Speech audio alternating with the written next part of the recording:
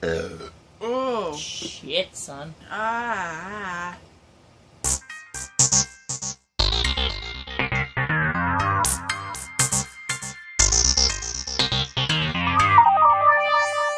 Hey everybody. Hello. Welcome back to The Drunken Library. And we have another tag for you today. Woo. Today Hi. we're going to be doing the 90s cartoon book tag, which was created by Ben Saunders. I've heard both. Yeah. But We we were linked his tagged. channel, but we were tagged by Peter Clark, the writer. who's awesome. We're going to link him as well. This is a really fucking clever tag idea where there's a bunch of cartoons from the 90s, many of which are from like Nickelodeon Cartoon Network, that then there's like a book association with it. Whatever. And I was born in 89, so I was... Jesus Christ, Amber. I was born in January of 89, so I was alive for literally all of the 90s. I was born in grew up with September these cartoons. of 90. Mm-hmm. So I grew up with them, but I missed like 9 months of the 1990. Whatever, Sam. It's cool. I always like to say that I'm an 80s baby because I was born and I had like a whole year of the 80s, but really I don't remember any of that. But it's What? fine. I'm older than a lot of people on the YouTubes, so Well, you're an old lady. that's true. Even in like not the actual I'm old sense, in just the like I'm fucking technology illiterate sense. I'm so bad at social media. That's true. Amber does all of our Twitter interactions because I just forget that Twitter exists. So anyway, I'm on 90s cartoons. Fucking book tag. So here we go. The first one is Rugrats. Find a book that is a nostalgic read. Alright, so Fucking love Rugrats. I loved Rugrats, and then they did the like all growed up. I watched that too. Fucking so did I, and it was fucking It glorious. was pretty great. Especially the special before they actually made it a series, that it was just like a movie. I don't remember. It was like an hour-long special. It's fine. I don't remember the details. Rugrats debuted the year I was born, fun fact. Fun fact, the writers were fans of Doctor Who. But my nostalgic read... God damn it, Amber, nobody wants to hear about Doctor Who. Everybody should want to hear about Doctor Who. My nostalgic read is, I chose book 1, but it's really just the whole series, A Series of Unfortunate Events, books by Lemony Snicket. I started reading these pretty much the year they came out, which was like 99, I think?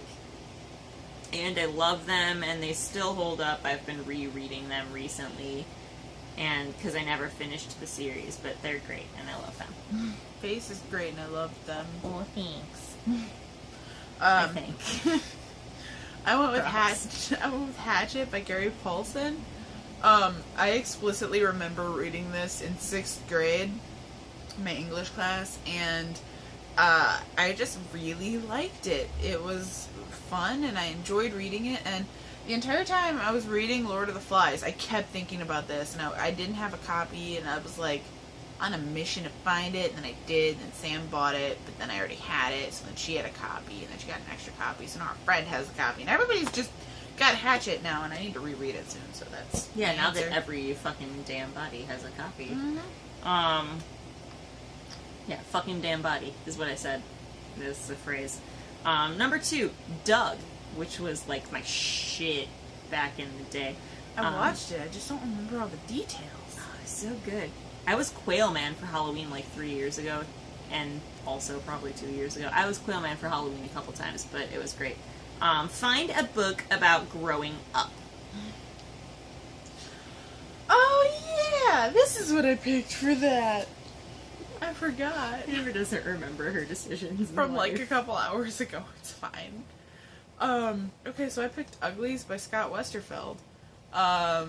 It's about this girl, Tally, and she's gonna turn in 16, and there's some shit with the surgeries. It's a dystopian YA book. I really liked the series. I haven't read it in a few years though, but I chose, and I've talked about this in 20,000 videos probably at this point, but I chose The Perks of Being a Wallflower by Stephen Chbosky, that fucking Polish-ass last name that I can't pronounce. But, Charlie does some growing up in this book. We have a video about it, where we just rant about Charlie. Johnny Bravo.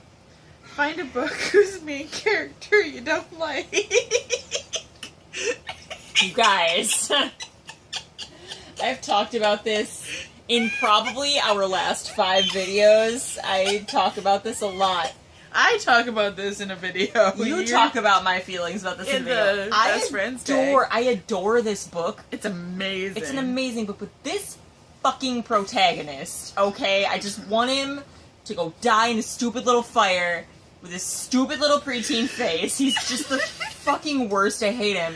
Bastion in The Never-Ending Story by Michael Ende. This is my newer copy of the book, but Jesus fucking Christ, I hate that guy.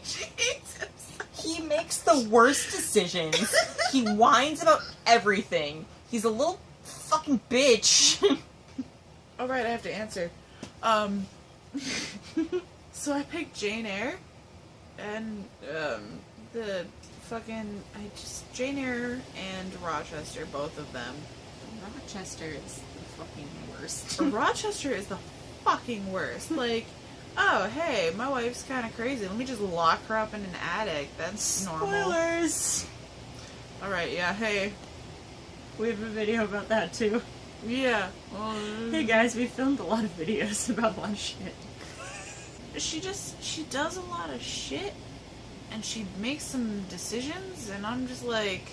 Get your fucking life together. Like, Get your shit together, goat. Get your shit together, goat! Like, we didn't come up with that. It's on my button. Because it was stupid. You fuck you in the face. In the face. You Wow. cunt. It's your turn to read a question. God damn.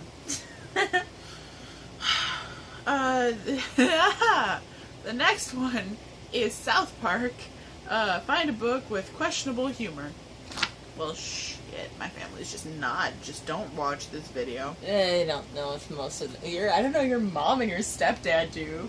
Shout out to you guys for sharing our videos, because you're awesome. Yeah, they can But, watch it. I don't give a They shit. know already. I chose Futuristic Violence and Fancy Suits by David Wong. I love David Wong. I don't know if you guys have noticed. It's come up once or twice. This is my favorite book by him. I've read 3. I read both of the books and then John Dies at the End, series. There's a 3rd one coming out soon. Those are horror comedy. This one is comedy sci-fi. So. Yeah. But the humor in this is Sorry, Spencer. my cat's being a fucking dick. But no, That the just humor wasn't in this is comfortable real fucking fucked up and weird, because it's David Wong, who's one of the editors for Cracked, and that's just kind of what they do. But it's so fucking glorious, and I love it. Base is so fucking glorious, and I love it. I try. Sometimes. Not today. So I know I've talked about this book a lot, but it's appropriate for this question. Hothead by Damon Suede. It's a gay erotica, basically, and it's amazing. The humor is just raunchy as fuck and delightful, and the circumstances in which everything starts happening is just completely unrealistic, but it's amazing and fantastic, and I love it. But the humor, it's just, It's a little off color. this is not for everybody. It's a little off color. Please don't read this unless you're at least 18. It's some shit. It's good, though. If you want some gay romance that's more age appropriate for younger people, Play Me I'm Yours was really, really good. It was really good. It was just a really cute, good teenage story about this little gay boy. There was some sex, but Oh yeah, I forgot about that. it was handled in a decent way. It was handled in a way that is appropriate for a teenage novel. Yeah. Alright, next thing on here is The Powerpuff Girls. Find a book with a kick-ass female lead. I picked Oh shit, what's her name? Claire. Claire. From Outlander. She handles her shit. She handles her shit. She's a badass motherfucker. I chose Dana from Kindred by Octavia Butler. Dana is a motherfucking badass. Rocket Power. What is your favorite sport-centered book scene? I don't read many books with the sports ball in them. Same.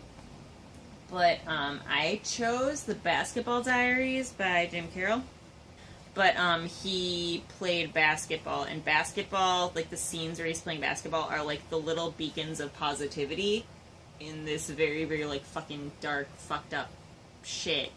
And so they do stand out, just because like there's not a lot of happy. I picked the Sisters of the Traveling Pants series. This is the 4th one, which actually is the only one I haven't read. But, That's mine. yeah. One of the characters in here plays soccer, and just every 10 seconds. Yeah, like, just about every time you get her point of view, she's playing soccer. She's at soccer camp, she's playing soccer, she's reminiscing about soccer, there's a lot of soccer. The dude she falls in love with, she met at soccer camp, there's soccer, there's a lot of soccer. There's some soccer going on, and shit. Number 7, Futurama. What is your favorite sci-fi book? Kindred by Octavia Butler. I couldn't choose a favorite sci-fi book because sci-fi is my favorite genre. Yep. And I love a lot of different sci-fi books for a lot of different reasons because it's such a wide-spanning fucking genre. Yep. And, so I changed the question a little.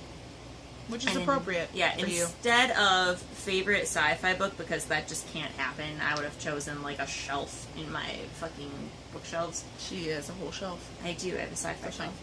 I chose a sci-fi book that I own and haven't read that I'm most looking forward to reading. And I chose RX, A Tale of Electronegativity. I know words when I drink. By Robert Brockway, who is also an editor for Cracked. Oh! Yeah.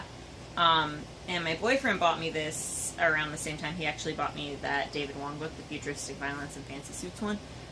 He bought this for me because he read it a while ago and he really liked it, and he knows my feelings on sci-fi and dystopian in general.